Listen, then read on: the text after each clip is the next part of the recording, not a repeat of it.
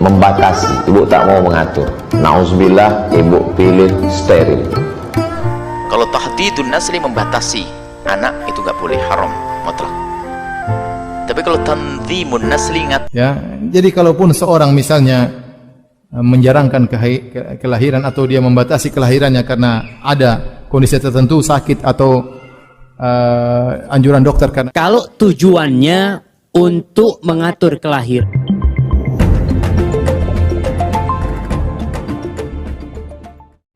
Kalau ibu sudah punya anak 3, merasa cukup, lalu kemudian ibu pilih tahdid, membatasi, ibu tak mau mengatur.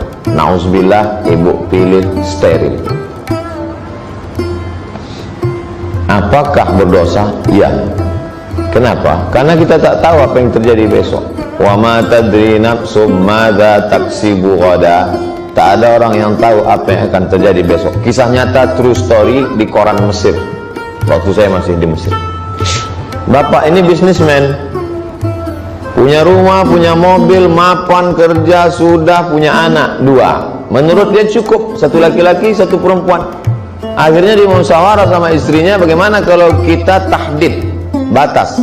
Oke, istrinya setuju, akhirnya steril. Dan si bapak vasektomi. Karena kalau cuman istri steril, bapak tak vasektomi, bahaya juga. Dia mendarat di airport lain. Si istri steril, suami vasektomi. Hidup bahagia, anak 2. Malang tak dapat ditolak, untung tak dapat diraih, kecelakaan, mati anak itu 2-2. Stres, depresi, hampir gila, ujung-ujungnya ke masjid bertaubat kepada Allah. Tapi apa mau dilakukan lagi? Udah anak udah tak ada. Kita tak tahu entah apa yang akan terjadi besok. Entah di anak yang keempat tuh, Pak, kata orang Melayu, entah di situ tuahnya. Mana kita tahu? Kalau ada tuah di badan, pasir digenggam menjadi intan. Nah, itu. Jadi, tapi kalau ibu merasa sudah berumur 40 tahun, kata dokter melahirkan di atas 40 resikonya besar, kematian dan lain-lain sebagainya, carilah dokter yang mengaji. Banyak dokter yang mengaji. Di antara dokter yang mengaji di Pekanbaru ini, Dokter Alfian SPOG itu mengaji dari dulu mengaji. Dokter siapa dulu yang cabang orang Riau tapi dia cabang dari Malaysia, Dokter Qayyum itu ngaji. Nah, jadi karena di samping mereka punya ilmu kedokteran, mereka juga takut kepada Allah, dan takutnya kepada Allah melebihi kedokterannya itu, karena ilmunya itu nyata, sedangkan takut kepada Allah itu tak nyata. Yang tak nyata itu lebih besar daripada yang nyata. Akhirat yang tak nyata itu lebih besar daripada dunia yang nyata. Nah, jadi saya tidak mengatakan pendapat saya saja, tapi ibu konsultasi dengan dokter. Wallahu a'lam. Yang pertama harus kita jelaskan definisi daripada KB itu sendiri. KB itu keluarga berencana, kalimatnya indah. Kalau dalam bahasa Arab itu ada 2 lafaz yang dipakai. Yang satu namanya tahdidun nasli, yang kedua adalah tanzimun nasli. Kalau tahdidun nasli membatasi anak itu nggak boleh, haram mutlak. Tapi kalau tanzimun nasli ngatur kelahiran biar tidak sundul-sundulan, baru 6 bulan hamil lagi. Nah, biar aturnya tanzimun nasli, mengatur kelahiran agar sempurna di dalam menyusui anak yang pertama dan kedua, tanzimun nasli. Nah, ini perlu dijelaskan. Kalau tahdidun nasli membatasi anak, itu ngatur Allah, kurang ajar itu. Makanya nanti masuk wilayah cara ber-KB. Yang pertama setelah definisi itu. Jadi kalau tanzimun nasri bukan tahdid, tanzim mengatur. Mengatur sah-sah saja. Mengatur sah-sah saja. Cuma nanti cara, kalau tahdid nggak ada. Kita nggak ngomong masalah tahdid, membatasi, nggak ada. Sekarang bicara tanzim, mengatur. Baik. Yang kedua adalah apakah pernah diperkenankan orang menghindari kehamilan.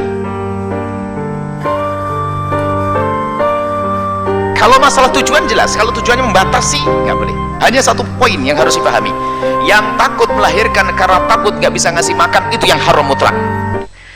Apakah ada contoh dari sahabat Nabi? Ada. Contoh menghindari kehamilan ada pada sahabat Nabi SAW. Jangan mengatakan tidak ada. Sampai dari Sayyidina Jabir bin Abdullah mengatakan, kunna na'zil wal wahyu yanzil. Sahabat Nabi dulu kalau menghindari dari kehamilan itu adalah, mohon maaf ini majelis mulia, namanya azl. Azl itu adalah mengeluarkan mani di luar rahim.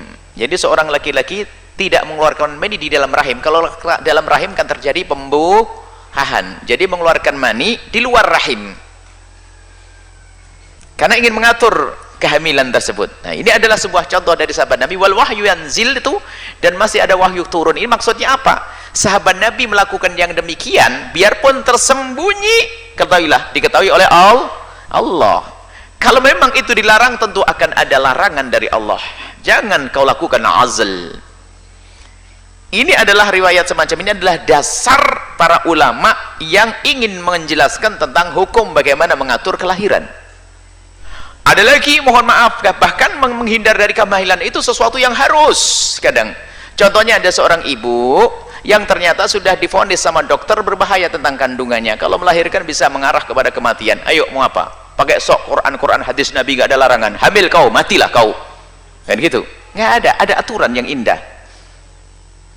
Sehingga yang namanya mengatur kandungan itu kadang-kadang menjadi wajib hukumnya. Bukan saja sekedar boleh atau tidak boleh, menjadi wajib. Kapan? Di saat seorang ibu mungkin sudah divonis sama dokter tidak bisa melahirkan karena masalah punya riwayat jantung yang membahayakan atau apa, atau ada virus yang saat ini diketahui bahasanya kalau ibu ini melahirkan pasti sang anak punya penyakit sama dengan ibunya, seperti virus-virus HIV atau apa dan sebagainya. Nah, ini kan kasihan anaknya akan hidup dengan seperti itu. Maka di situ ternyata ini hanya sadar memberikan gambaran bahwasanya mengatur kandungan kehamilan, menghindar dari kehamilan itu tidak mutlak halal, juga tidak mutlak haram. Dilihat keadaannya dulu. Maka diharamkan wanita menggunakan KB. Hukum asalnya seorang tidak boleh membatasi kelahiran, kecuali dalam kondisi darurat, Tapi dia boleh menjarangkan, mengatur itu boleh, Mengatur boleh. Tapi kalau dia membatasi, misalnya saya cuma 3, kemudian saya tutup karena saya takut tidak bisa memberi nafkah kepada anak ini misalnya, maka ini adalah bentuk suudzon kepada Allah Subhanahu wa taala. Dan itulah keyakinan orang-orang kafir dahulu, mereka membunuh anak-anak mereka karena khosyata imlaq, takut miskin. Jadi kalaupun seorang misalnya menjarangkan kelahiran atau dia membatasi kelahirannya karena ada kondisi tertentu, sakit atau anjuran dokter karena dia mengalami suatu kondisi, maka tidak mengapa. Bukan karena takut tidak bisa kasih makan anak tersebut, rezeki di tangan Allah Subhanahu wa taala. Jadi intinya seorang jangan membatasi kelahiran, tapi dia menunda, menjarangkan boleh melihat situasi dan kondisi, Tapi kalau harus berhenti karena kondisi tertentu, maka tidak mengapa. Contoh, anak saya 5, pas anak yang kelima ditutup sama dokter. Karena anak saya dari nomor 1 sampai nomor 5 semuanya operasi. Semuanya operasi. 1, 2, 3, 4, 5. Begitu operasi yang kelima di Indonesia ditutup sama dokter. Ya sudah. Saya nggak bisa, mungkin jangan dok, susah ya. Dokter bilang ini harus ditutup karena kondisi rahim begini-begini, itu ilmunya dokter. Maka akhirnya ditutup oleh dokter. Padahal waktu anak ketiga dan keempat di Saudi, dokternya tidak suruh tutup, Anak saya ketiga dan 4 lahir di Arab Saudi, tidak ditutup. Begitu yang kelima lahir di Indonesia, ditutup sama dokter. Apa hukum memakai alat kontrasepsi bagi seorang wanita, misalnya pakai spiral? Jazakallah khair. Kenapa pakai alat kontrasepsi? Kenapa? Kalau tujuannya untuk mengatur kelahiran, nggak apa-apa. Untuk mengatur kelahiran. Tapi kalau tujuannya untuk membatasi kelahiran, nggak boleh. Jadi perbedaan niat yang menentukan, sama-sama pakai. Kalau tujuannya enggak Ustaz, masih kecil anaknya Ustaz, anak nunggu besar dikit kemudian baru, tafadhol. Maka kalau pakai alat kontrasepsi dilihat apa tujuannya. Menikah dengan wanita yang subur dan penyayang, bukan yang subur saja. Karena ada wanita-wanita yang Masya Allah, suaminya lewat langsung hamil. Itu baru lewat suaminya, Masya Allah alaih. Kalau dia itu nggak penyayang, kesian anaknya jemaah. Kadang-kala Masya Allah anaknya 7. Suaminya pulang kerja ditanya, mana anak-anak kok nggak ada? Apa kata istrinya? Wallahu a'lam, ya kemana anak-anak kata dia. Subhanallah. Cari wanita yang penyayang, artinya penyayang dia akan care sama anak-anak kita. Dan subur. Dan jangan takut jemaah. Ana masih ingat di Bondowoso Jawa Timur itu ada seorang ustadz punya anak dulu 27, ternyata berita terakhir 28 dari satu ibu. Dulu susah, hidup itu dulu susah jemaah. Artinya melahirkan susah, ini susah. Sekarang udah lebih mudah, paling tidak berapa? Separuhnya lah ibu. Nah 14. Insya Allah. Apa yang ditakutkan? Pendidikan anak? Subhanallah jemaah. Ada orang punya anak 7 semuanya hafal Quran. Dan ada orang punya anak 1 narkoba.